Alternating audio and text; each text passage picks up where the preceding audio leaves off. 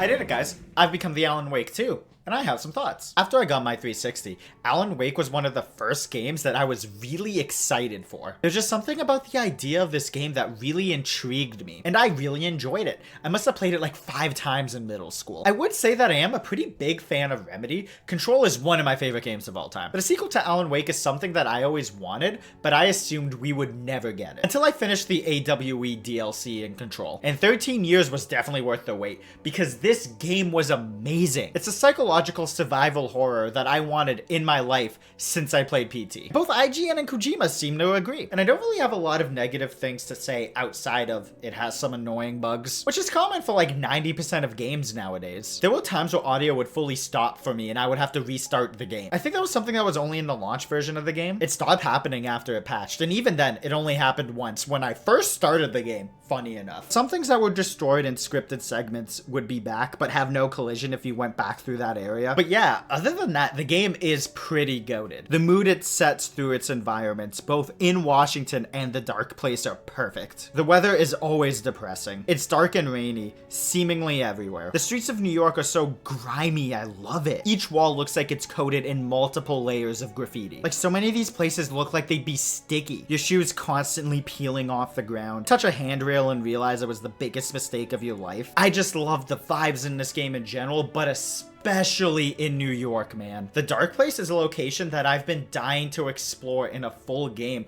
for over a decade, and it did not disappoint. That's not to discount Bright Falls. The town has never been so unsettling because the weather is so depressing and you don't know who's in this cult Saga's trying to stop. And I think unsettling is the perfect word to describe this game. Even if it's not directly scaring you, it's just so unsettling to be in. I didn't really start getting scared until like the 7-hour mark. Even until I reached that point, I wouldn't say I was comfortable going through the game. Remedy knows how to make a vibe, and they nailed it with this. Look at the main menu. No title, no sounds, nothing but the writer's room and flashes of Wake. It's fucking perfect. Graphically, this game looks great and ran very well on performance mode. Note, I was playing it on Series X. It looks even better on PC. And I don't think it ever lagged while I was playing it, and if it did, I didn't really notice it. On a technical level, there was a lot of stuff that I found very impressive, like how this game handles the mind place and the writer's room. In lesser games, this would be a simple menu that opens up with a select button, but because Remedy is built different,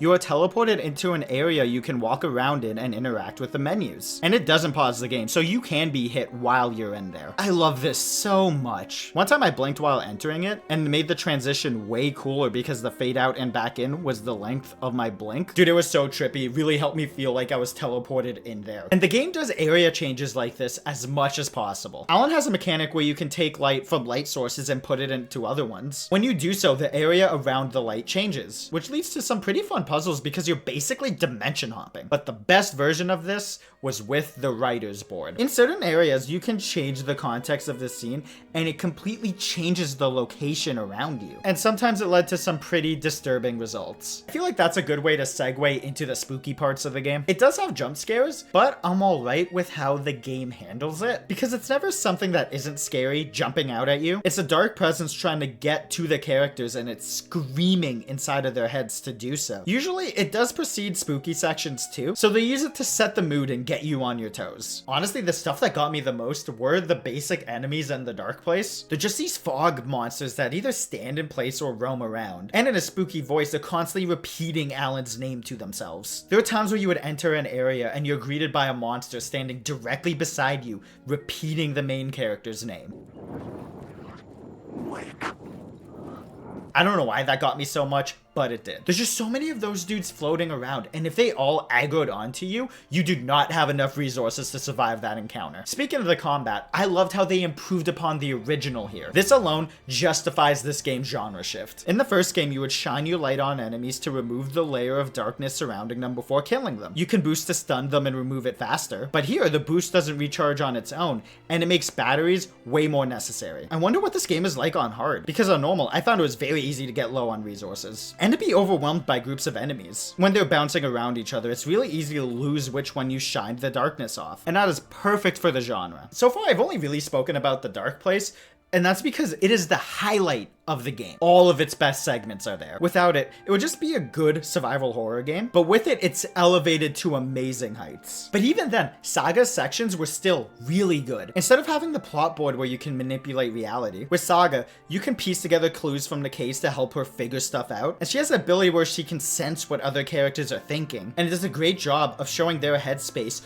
while helping you figure out the case. Like, just look at the screen right now. Obviously, I love how they did the profiling sections. Oh my god, just how this game is shot puts it above so many others. Because the shots are more motivated here. I think Remedy is the only studio that wants to make cinematic games that understand cinematography. I think it's just them and Kojima. While remembering that they are making a video game and it needs to be fun and compelling from that standpoint. Just like, look at the music sections. It's so ballsy to put something like that in a horror game, but they make it work because the story can allow for something like this to happen. And this story is easily the best one of the year. The mystery in it is so intriguing. I was always anticipating what was coming next and what twists and turns it would take, and it never disappointed me. It is a brilliantly meta narrative. The character work is great. Alan is the best he's ever been, and Saga was a fantastic new addition. And Alan's voice actor just does such a great job in this game. This man just sounds so broken because he's been in hell for 13 years. The lore, much like every Remedyverse game, is perfect. Just the idea of works of art being able to influence reality is so smart, and we will never truly know what was initially real and what was influenced by Wake's writing, Zane's filmmaking, or the Anderson brothers' music. It's like that one lyric from that song, In Control. Illusory. Reality is all fallacy. Funny enough, that song is written by the Anderson brothers in-universe. Dude, there's even an in-universe reason for why this game is survival horror. Oh, and I forgot to mention this earlier, but I love the character switching in this game. At certain save points, you can swap characters at any time in the story. So if you're getting tired of one, you can switch over to the other for a change of pace. I found this made the story more satisfying because I got to choose the pacing for it. And it's going to make the game very replayable. I don't know, I just found that this system was the best way to do dual protagonists in a survival horror story. I would have loved if Resident Evil 2 had this instead of its A-side, B-side story. Alan Wake 2 is phenomenal. Nothing, and I truly mean nothing, is out of place in this game. From every standpoint, everything works. Even the live action segments. In the Dark Place, it works because everything is so dreamlike. And all the stuff that's on TVs and game that are live action just work. And they do that little character fade thing from Control when some characters are monologuing that aren't in the scene, and I love that so much. It nails every aspect that it tries to succeed in. It's easily the best survival horror game that I've ever played. I would say only Dead Space has better combat, but this beats it in literally every other category. It's a masterpiece. And it's easily a very strong 9.5 out of 10. For many who weren't paying attention, this game is going to come out of nowhere when Game of the Year conversations start. And that happened with their previous game. But if you know Remedy, it's not surprising at all. They've been at their best since Control, and they're showing no signs of slowing down. If it wasn't for the fact that this was review hell for me between this, Spider-Man, and the game I'm saving for last, I would go back, 100% everything on my main save file, then replay it on the game's hardest difficulty. Do yourself a favor and don't sleep on this game. If you haven't played other games in the Remedyverse, I do recommend playing them before this. And if you don't have time to play the other games, I recommend watching this video IGN posted. It's Sam like explaining everything you need to know from those games before jumping into Alan Wake 2. On the note of that dude, he better win Best Direction at the Game Awards. Oh my god, dude, this game is so good. So excited to replay it. Do you agree? Think I'm an idiot? Comment down below. Dislike the video if you're too much of a widow-scaled baby to play this spooky game, and subscribe for more bad content. Follow me on other platforms if you want. Take care. Guys?